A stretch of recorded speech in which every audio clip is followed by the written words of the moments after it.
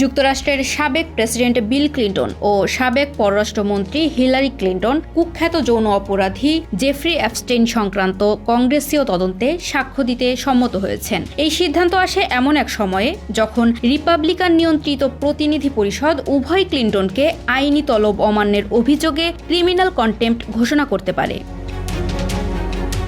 House oversight committee গত মাসের শেষ দিকে ক্লিন্টন দম্পতিকে অবমাননার অভিযোগে অভিযুক্ত করার প্রস্তাব অনুমোদন করে, যা কিছু ডেমোক্র্যাট সদস্যও সমর্থন করেন। ক্লিন্টন দম্পতির আইনজীবীরা বলেছিলেন তাদের কাছে অ্যাপস্টেইন বিষয়ে সীমিত তথ্য ইতোমধ্যে দেওয়া হয়েছে এবং তলব রাজনৈতিক উদ্দেশ্যে প্রেরিত।